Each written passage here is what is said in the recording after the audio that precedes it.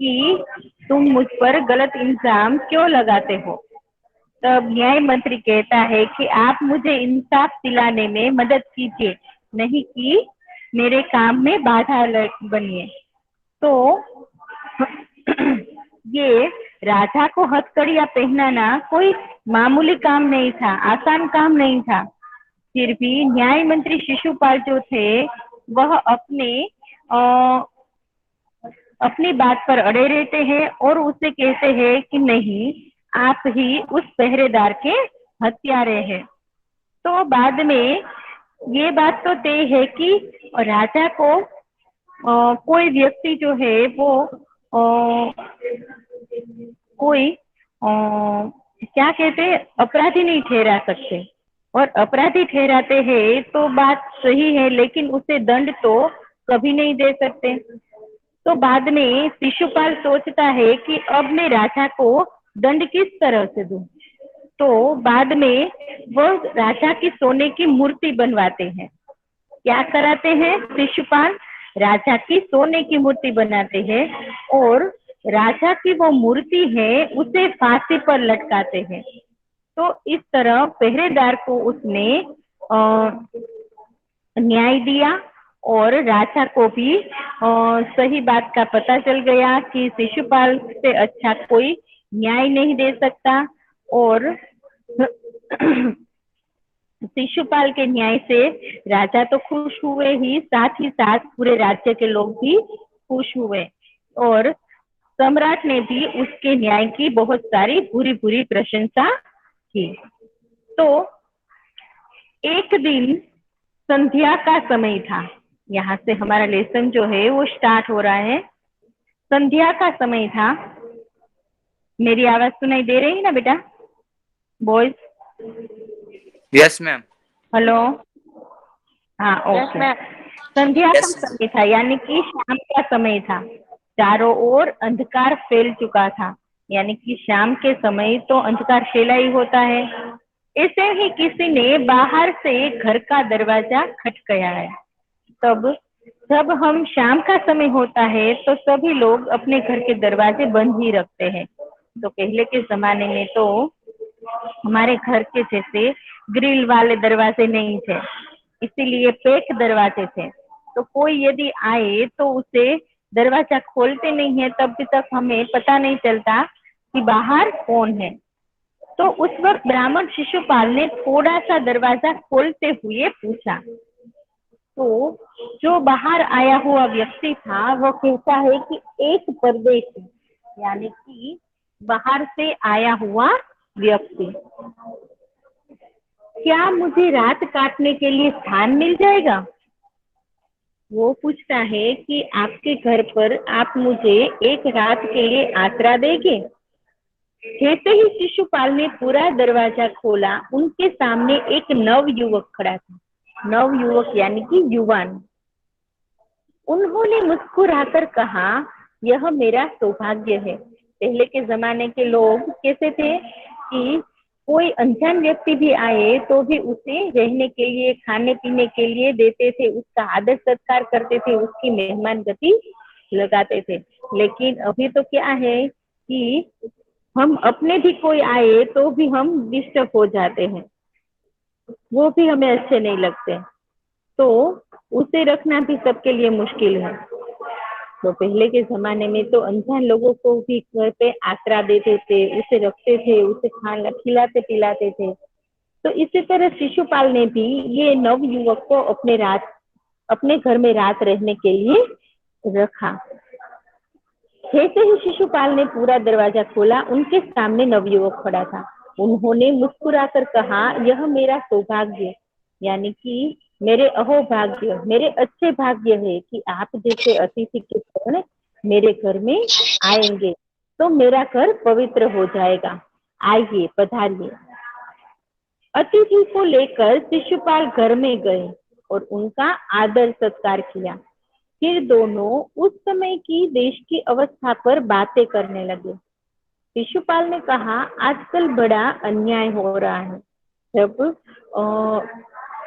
शिशुपाल ने उस मेहमान पर आगता स्वागता की, यानी कि उसे खाना खिलाया पिलाया, बाद में वह दोनों आराम करने लगते हैं, यानी कि सोने के लिए जाते हैं। बाद में वह दोनों बातें करने लगते हैं कि हमारे राज्य का वातावरण कैसा है। वो शिशुपाल कहता है कि हमारे राज्य में अन्याय हो रहा है, किसी को सही न्याय। Mic mute.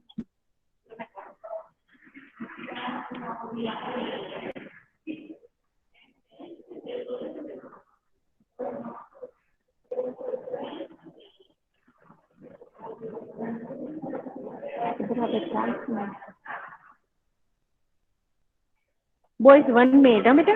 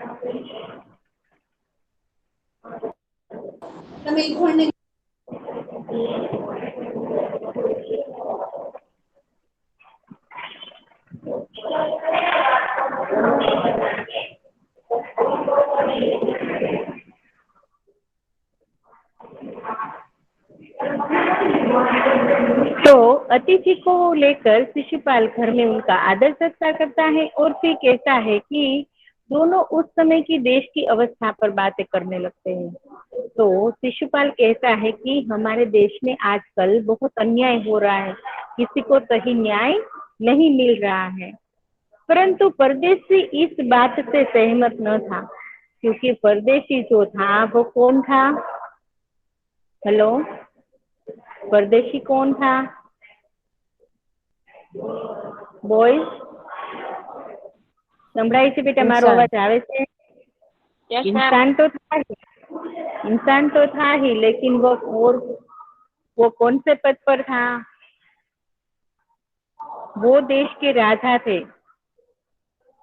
जिस राज्य में शिशुपाल रहता था उसी राज्य के वो राजा थे, जो उनके एक घर पर आए थे रात रुकने के लिए। लेकिन शिशुपाल को पता नहीं था कि ये हमारे राज्य के राजा सम्राट अशोक है। तो शिशुपाल जब उनसे बात करता है कि हमारे देश में अन्याय हो रहा है, तो परदेशी इस बात से सहमत न था। क्यों सहमत न थे? क्योंकि वो ही खुद ही राजा थे, इसीलिए उसे तो लगता था कि मैं तो सही न्याय कर रहा हूँ। वह बोला कि दोष निकालना तो सुगम है। सुगम का मतलब होता है सरल, आसान। सुगम का मतलब क्या होता है? सरल या तो आसान। परंतु कुछ करके दिखाना बहुत कठिन है। शिशुपाल बोले, अवसर मिले तो दिखा दो कि न्याय किसे कहते हैं। वो देश के राजा जो थे, सम्राट अशोक जो थे, परदेशी, वो बातें कर रहे थे शिशुपाल से कि बीजानो આપણે વાંક કાઢવો હોય તો એ આપણને એકદમ ઈઝી લાગે, પણ કંઈક કરીને દેખાડવું ખૂબ કઠિન છે। તો શિશુપાલ કહે છે કે મને અવસર મિલે, यानी कि મને ચાન્સ મળે ને તો હું કરીને દેખાડી દઉં કે ન્યાય કોને કહેવાય, કે સાચો ઇન્સાફ કોને કહેવાય। तो आप अवसर चाहते हैं? अवसर का मतलब होता है चांस, मौको। हाँ, अवसर चाहता हूँ। फिर कोई अन्याय नहीं होगा? बिल्कुल नहीं। कोई अपराधी दंड से न बचेगा? नहीं। परदेशी ने मुस्कुराकर, यह बहुत कठिन काम है। શું કીધું કે શિશુપાલને જ્યારે રાજા કહે છે કે અવસર મળે તો તમે ન્યાય કોને કહેવાય એ કહીને બતાવશો, તો શિશુપાલ કહે છે કે હા, હું કહીને ને કરીને બતાવીશ કે સાચો ન્યાય કેવી રીતે અપાય અને સાચો ન્યાય કોને કહેવાય। પછી તો કોઈ અપરાધી છે ને એ દંડથી બચશે જ નહીં, બધા જ અપરાધીને દંડ મળશે જ। જેમ કે આપણા રાજ્યમાં, આપણા દેશમાં આજે આપણે જોઈએ તો ઘણા ભ્રષ્ટાચારી કરે છે, ઘણા લોકો ઘણાને એકબીજાને પરેશાન કરતા હોય છે, જે લાંચ રૂશ્વત લેતા હોય છે, તો એટલું જ નહીં, પણ અમુક જે માથાભારે તત્વો હોય છે, જે અમુક માથાભારે લોકો હોય છે, એ બીજા પાસે હપ્તા ઉઘરાવતા હોય છે, કોઈને સારી રીતે ધંધો કરવા દેતા નથી, અને ઘણી રીતે બીજી અલગ અલગ રીતે લોકો એકબીજાથી હેરાન પરેશાન હોય છે. પણ એવા લોકો છે ને એ પોતાના હંમેશા દંડથી બચી જાય છે. શું કરવાને બચી જાય છે? એ લાંચ રિશ્વત આપી દે છે, એટલે એ દંડથી બચી જાય છે. પણ આ જે શિશુપાલ છે ને એ કહે છે કે હું તો સાચો ન્યાય કરીને જ બતાવીશ, પછી એ ભલે રાજા હોય કે કોઈ સામાન્ય व्यक्ति હોય। परदेशी ने कहा बहुत कठिन काम है, यह बहुत कठिन काम है, ब्राह्मण के लिए कुछ भी कठिन नहीं। शिशुपाल क्या कहता है कि ब्राह्मण के लिए कुछ भी कठिन नहीं है, मैं न्याय का डंका बजा कर दिखा दूंगा, यानी कि हूँ साचो न्याय आपीने बतावीने ज रहीश। परदेशी धीरे से मुस्कुराए पर कुछ न बोले। फिर कुछ देर के बाद वो दोनों सो जाते हैं। परदेशी मन ही मन में मुस्कुरा रहे थे, क्योंकि वो तो राजा थे और वह जानते थे कि सही न्याय देना, सही इंसाफ देना कोई आसान काम नहीं है। बाद में वह दोनों बातें करते करते सो जाते हैं। सुबह उठकर परदेशी ने शिशुपाल को धन्यवाद देकर उनसे विदा ली। क्या किया कि सुबह जो है परदेशी, यानी कि परदेशी कौन थे? हेलो, परदेशी कौन थे? राजा। बॉयज, यस, राजा सम्राट अशोक थे। तो वो परदेशी जो है वो शिशुपाल के घर से सुबह होते ही उठकर चले जाते हैं, इसका आभार मानकर वहां से चले जाते हैं, क्योंकि उसने उसे रात ठहरने के लिए उसे अपने घर में जगह दी थी। कुछ दिनों बाद शिशुपाल के घर पर कुछ सिपाही आते हैं और उन्हें दरबार में चलने के लिए कहते हैं। शिशुपाल तो सहम गए। सहम गना यानी कि एकदम से डर जाना कि मुझे दरबार में क्यों बुलाया होगा, मैंने क्या गुनाह किया, मुझसे क्या गलती हो गई। वे समझ नहीं सके कि सम्राट ने उन्हें क्यों बुलाया है, क्योंकि उसे तो पता नहीं था कि उसके घर पर जो परदेशी आया था ना, वही राजा सम्राट अशोक थे, क्योंकि वो छुपे वेश में आए थे, वो राजा के वेश में नहीं आए थे। तो उसी बाद में मन ही मन में वो सोचते हैं शिशुपाल कि कहीं वो परदेशी मेरे घर पर रात रुका था तो वह तो जाकर सम्राट से कुछ सच्ची झूठी बातें नहीं शिकायत कर दी ना मेरी। तो दरबार में पहुंचकर शिशुपाल का कलेजा धड़कने लगा। कलेजा धड़कने लगा यानी कि क्या होता है, यह एक मुहावरा है। कलेजा धड़कने का मतलब क्या होता है?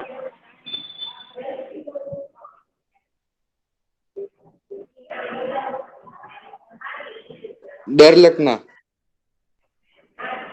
यस, डर लगना, चिंतित होना। कलेजा धड़कना यानी कि डर लगना, चिंतित होना। जब उन्होंने देखा कि परदेशी सम्राट अशोक है, જ્યારે એ જોવે છે કે આ તો પરદેશી જે છે એ જ તે રાજા સમ્રાટ અશોક છે જે મારા ઘરે રાતે રોકાયા था।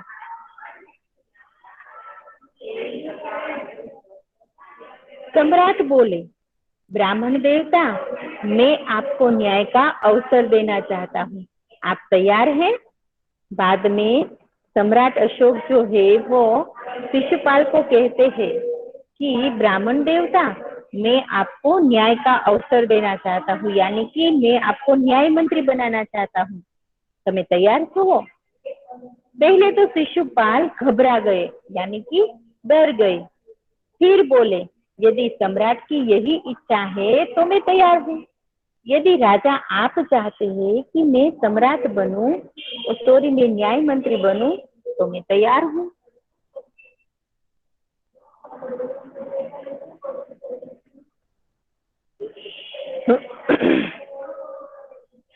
तभी बहुत ठीक, कल से आप न्याय मंत्री हुए। बाद में राजा शिशुपाल से क्या कहते हैं कि ओके चलो आप कल से न्याय मंत्री हुए। सम्राट ने कहा और अपने हाथ से अंगूठी उतारकर शिशुपाल को पहना दी। क्या किया? राजा ने अपने न्याय मंत्री को क्या किया? राजमुद्रा दी, यानी कि राजा की पहनी हुई वस्तुओं में से कोई एक वस्तु देना, उसे क्या कहते हैं? राजमुद्रा कहते हैं। अब शिशुपाल न्याय मंत्री थे, उन्होंने राज्य की समुचित व्यवस्था करना आरंभ कर दिया, यानी कि अपने राज्य में सब अच्छी तरह से हो, सब व्यवस्था भी अच्छी हो, वो काम करने के लिए शुरुआत कर दी। उनके प्रबंध से पूरे राज्य में शांति रहने लगी। उन्हें ऐसे ऐसे प्रबंध किए कि पूरे राज्य में शांति रहने लगी और किसी को किसी प्रकार का कोई भय नहीं रहा, किसी को कुछ प्रकार का कोई डर नहीं था। लोग दरवाजे तक खुले छोड़ जाते थे। चारों तरफ न्याय मंत्री के सुप्रबंध और न्याय की धूम मच गई थी। लगभग 1 महीने के बाद किसी ने रात में एक पहरेदार की हत्या कर दी।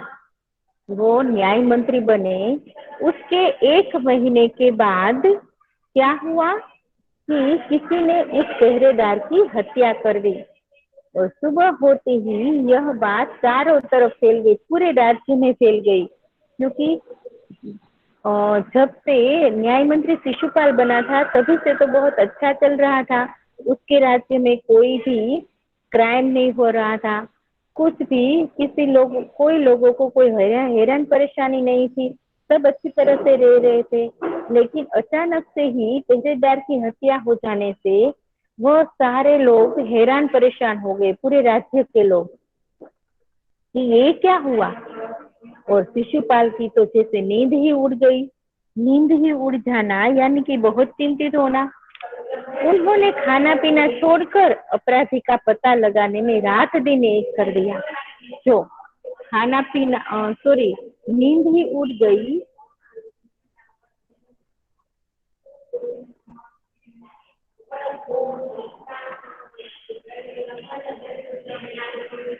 नींद ही उड़ जाना यानी कि चिंतित होना, रात दिन एक करना यानी कि बहुत मेहनत करना। तो ये दोनों भी मुहावरे हैं। जैसे कि हमने आगे मुहावरा देखा कि कलेजा धड़क जाना, तो कलेजा धड़कने का मतलब होता है चिंतित होना। नींद उड़ जाना, उसका भी मतलब होता है चिंतित होना। और रात दिन एक कर देना यानी कि कड़ी मेहनत करना, खूब मेहनत करना। तो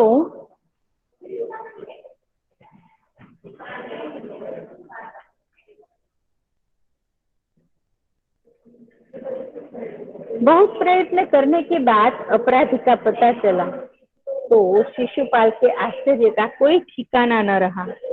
आश्चर्य का ठिकाना न रहना ये भी एक मुहावरा है। क्या है? मुहावरा।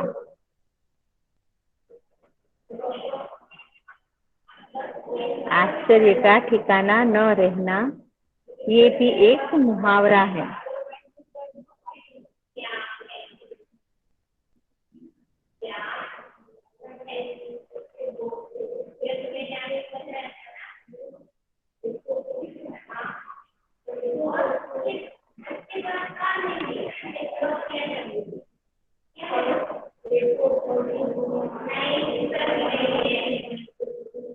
स्वयं सम्राट ने उस पहरेदार की हत्या की थी।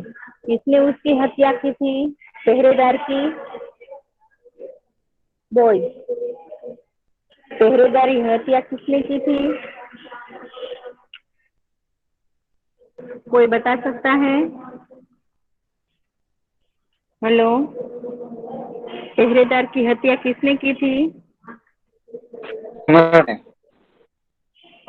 राजा सम्राट अशोक ने, है ना? तो सम्राट अशोक ने उस पहरेदार की हत्या की थी और सम्राट को अपराधी घोषित करना तो बहुत कठिन काम था। तो शिशुपाल अब करे भी तो क्या करे, क्योंकि राजा को दंड देना भी आसान नहीं था। उसे हत्यारा घोषित करना भी बहुत बड़ा कठिन काम था। शिशुपाल अब करे तो भी क्या करे। एक और वो एक न्याय मंत्री थे, तो उसे सही न्याय देना था, सबको इंसाफ दिलाना काम था। दूसरी ओर सम्राट का सेवक भी थे वो। तो परंतु न्याय की दृष्टि में सम्राट और साधारण व्यक्ति में कोई अंतर नहीं होता। क्या है कि जब सही न्याय देने वाला व्यक्ति हो तो वो सबको अच्छी तरह से न्याय देता है, चाहे वो राजा हो या साधारण व्यक्ति, दोनों में कोई अंतर नहीं रहता है। तो चलो आज हम हमारा लेसन जो है वो यही तक रखते हैं। ओके, और नेक्स्ट टाइम हम यहाँ से आगे ये लेसन समझेंगे। ओके, चलो बाय बेटा, टेक केयर।